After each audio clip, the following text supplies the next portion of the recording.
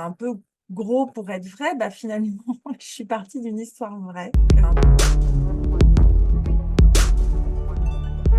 Tu t'appelles Hélène Muset et tu viens de terminer un livre qui s'appelle Spirale. Alors, tu l'as tu l'as écrit comme on reprend un souffle après l'apnée, hein, parce que c'était un livre, qui est important et avec une, précision, et une écoute, rare.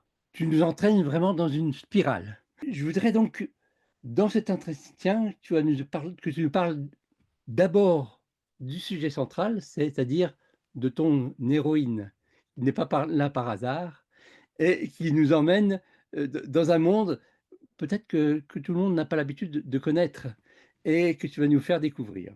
Alors oui, et merci déjà pour, cette question. Alors Vanessa, c'est l'héroïne, on va dire, c'est la protagoniste, dans le sens où c'est elle qui a vraiment, on l'apprend au moment où elle a un objectif important et on va la suivre, je vais pas le dire tout de suite, mais on va la suivre, dans ce parcours. Va s'avérer avec des complications.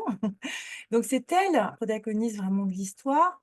Maintenant, on m'a fait remarquer, mais c'est vrai qu'il y a aussi un côté roman choral, parce qu'il y a plusieurs trajectoires dans le livre, plusieurs, histoires même, mais j'ai essayé quand même de donner la place centrale à Vanessa, parce que c'était vraiment elle, pour moi, l'héroïne de l'histoire.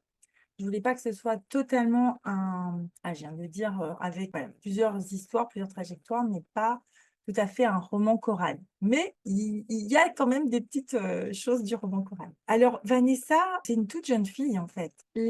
Pourquoi j'ai eu envie de raconter son histoire? Pourquoi parfois certaines histoires s'invitent auprès des auteurs? Pourquoi certains personnages s'invitent auprès des auteurs? Il y a sans doute tout un concours de circonstances, mais à l'origine, un jour, je devais être malade, je sais plus, j'étais fatiguée, parce que c'est pas du tout mon genre d'écouter ce genre d'émission.